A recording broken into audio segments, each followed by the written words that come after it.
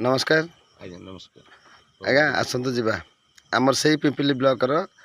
गोविंदपुर पंचायत कंटापड़ा गाँव को संतोष कुमार भट्ट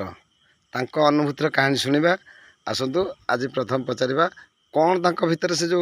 कष्ट जंत्रणा होता क्या मध्यम ये जिनटी भल है से अनुभूतिर कहानी कहे संतोष बाबू आज्ञा हरे कृष्ण हरे कृष्ण आज्ञा आपणकर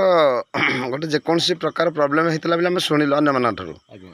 जे से प्रोब्लेम गुड़ाक कौटे मेडिकल भल है कौन चिकित्सा कर कौन प्रकार भी भल है बहुत कष्ट जंत्रणा भोगिल तापर तुम भगवान का आश्रय नल भगवान का आश्रय नाला से जिनटी आप भल होमें शुणिलु अन्य पटू यहाँ सत्य ना कौन मुझे जानी पूरा सत्य पूरा सत्य ताल आप स्टोरीटा कहतु आम दर्शक शुणे आज्ञा मोर 5 वर्ष तले मोर गोटे देह असुस्थ है जहाँ फल कि मु झाड़ा जीवा आसे आज्ञा कर पाइलिनी। अच्छा मु विभिन्न मेडिकल गली हाँ डॉक्टर देखैली हाँ समस्ते मत कहले जे एटा बिना ऑपरेशन रे अस्त्रोपचार रे ये कार्य तुम संपादन हो परिबो नै भल हो पारिबनी भल हो परिबो नै। अच्छा मु आज्ञा होमियोपैथी खाइली एलोपैथी खाइली आयुर्वेदिक खाइली हाँ सब प्रकार खाई साइला परे बहुत दिन खाइल बहुत दिन खाइला परे आज्ञा से आउ भल है जिनस भल हला नै बहुत कष्ट बहुत जंत्रणा भितर झाड़ा तो जाई परलिनी ए भलिया कष्ट आउ माने सब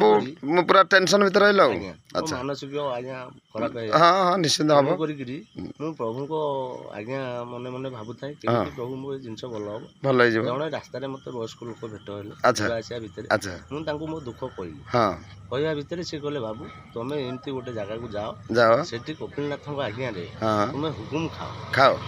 जदि हुकुम खाइबो 7 दिन भितर आज्ञा से जिनस भल हो जिवो भल होई जिवो माने भगवान को से जो अचानक देखा हला परे ता माने भाबिनियो तम जो भीतर आशा थिला स्वप्न थिला भगवान मोर भल कर दंदु से भगवान कौन से माध्यम दे तम पाक आसिकी आज्ञा से निजे तो ठाकुर मते देखा हला दर्शन कर कहले हां तापर मु जो दिन खाइची आज्ञा सेही दिन मोर पूरा उपशम हो जाई। हां हां सेही दिन आज्ञा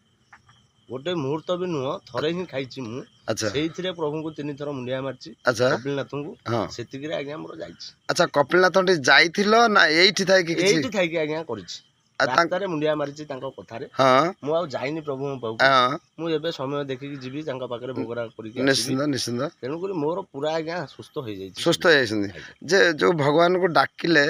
जो वयस्क लोक आपन देखा हले तापर तुमको कौन माने कौन खाइले बा कौन सुमरन कल भगवान को कौन डाकिल ता सहित खाद्य भी कौन खाइच कहबो खाद्य आज्ञा मते से मना करथिले बिना प्याज रसुन बिना प्याज रसुन खाइबा पे मना करले अरुआ अरुआ कहले खाइबा पे अरुआ खाइबो कहले आज्ञा अच्छा 7 दिन अरुआ खाइबे हां निरामिष भोजन खाइबे नाही खाइबे नहीं ठाकुर को मुंडिया मारिबे अच्छा बाकी आपण सेतिकिरे मोर सुस्त हो। अच्छा आ कौन से प्रसाद किबा कौन से तुलसी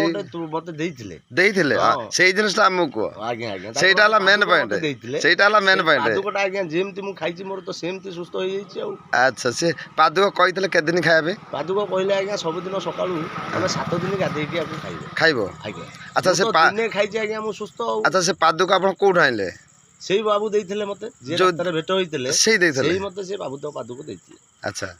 ताले जा हूँ संतोष बाबू एबे पूरा पूरा सुस्थ तो पूरा आज्ञा सुस्थ आ मोर से जिंस नाही नाही मु देखिया को भी पाऊ जा हूँ प्रभु भगवान कर की लीला कहले प्रभु हरे कृष्ण हरे कृष्ण देखो दर्शक बंधु देखले शुणिले तो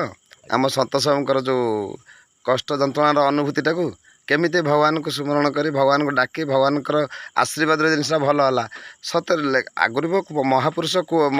समय कौन थी डॉक्टर फक्टर औषध बेसी थिला यही जड़ी बूटी खाई लोक मैंने भल होते आज आम प्रमाण मिलला जे भगवान को आशा भगवान ना रे जेकोसी पादुकटा में खाई आम देह सुस्थ है जोटा कि डॉक्टर मैंने पार नथिले